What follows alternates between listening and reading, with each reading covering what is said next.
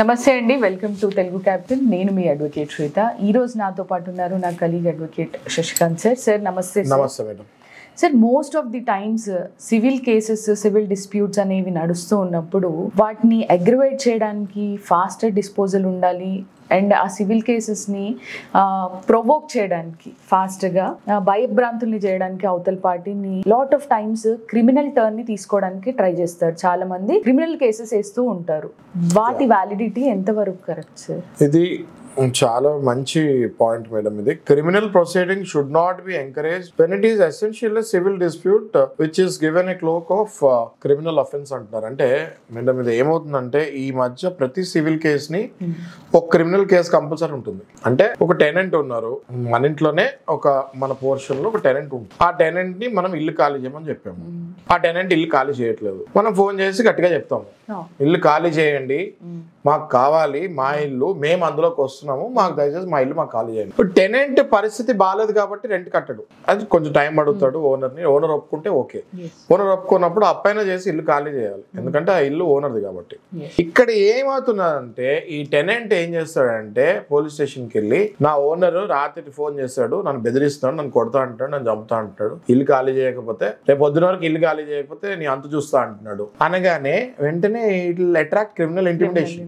ఇదొక ఎగ్జాంపుల్. ఇంకోటి 1 second 2 seconds ఇంకో ఎగ్జాంపుల్ చెప్తాను మీకు. ఫర్నిచర్ చేయమని ఎవరికో ఇస్తాం బయట వాళ్ళకి, వాళ్ళు వచ్చి సరిగ్గా చేయరు, మనం సరిగ్గా చేయలేదు ఏంటని అరుస్తాం, వాడేళ్ళు మళ్ళీ క్రిమినల్ ఇంటిమిడేషన్ అని పెట్టేస్తాడు, అంటే బెదిరిస్తాడు నన్ను ఓనర్ అని.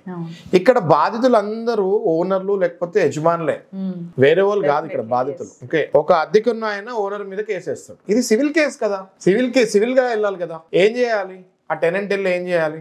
ఇంజంక్షన్ ఆర్డర్ తెచ్చుకోవాలి. నాకు ఒక 3 నెలలు టైం కావాలి, 3 నెలల్లో నేను వేరే ఇల్లు చూసుకుంటాను, రాత్రి నన్ను ఖాళీ చేయమంటున్నాడు ఓనరు, కాబట్టి దయచేసి ఒక ఇంజంక్షన్ ఆర్డర్ ఇవ్వండి అని చెప్పి ఆ అడ్వకేట్ కోర్టుకి వెళ్ళి అప్లై చేయాలి. ఈ ఫర్నిచర్ ఇంటీరియర్స్ కేసులో ఏం చేయాలి? ఆ ఇంటీరియర్స్ వాడు వెళ్ళి ఏం చేయాలి? నాకు ఓనరు ఇది చేయమన్నాడు, నేను ఇదే చేశాను, కానీ ఇది కాదంటున్నాడు ఇప్పుడు, కానీ అగ్రిమెంట్ లో ఇదే ఉంది అని చెప్పి కోర్టులో వేసి ఏదైనా ఆర్డర్ తెచ్చుకోవాలి. అంతేగాని 2 కేసుల్లో వీళ్ళు ఏం చేస్తారంటే టెనెంట్ కానీ లేకపోతే ఈ ఫర్నిచర్ రోడ్ కానీ 2 కేసుల్లో ఏం చేస్తారంటే పోలీస్ స్టేషన్కి వెళ్ళి ఈ ఓనర్ నన్ను చంపేస్తా అంటున్నాడు, బెదిరిస్తున్నాడు అని చెప్పేసి వెంటనే ఒకవేళ ఏదైనా మేనేజ్ చేసుకుంటామో లేకపోతే ఏదైనా అబద్ధాలు చెప్తామో చేసి పోలీసులతో ఎఫ్ఐఆర్ చేయించుకుంటే ఈ ఓనర్ ఇక్కడ భయపడే పరిస్థితికి వస్తుంది. కోర్టు ఏమంది అంటే దయచేసి సివిల్ కేసుని క్రిమినల్ కేసు కింద ముడిపెట్టకండి, వీళ్ళు తప్పించుకోవడానికి ఇలాంటి క్రిమినల్ కేసులు వేస్తున్నారు, కాబట్టి ఇలాంటి కేసుల్ని మేము క్వాష్ చేసేస్తాము. క్లియర్ గా ఇలాంటి సివిల్ కేసుల్ని క్రిమినల్ కింద కన్వర్ట్ చేస్తే సెక్షన్ 482 సిఆర్పిసి ప్రకారం హైకోర్టుకి వెళ్ళి దాన్ని క్వాష్ చేసేయచ్చు. దయచేసి ఇది గుర్తుపెట్టుకోండి.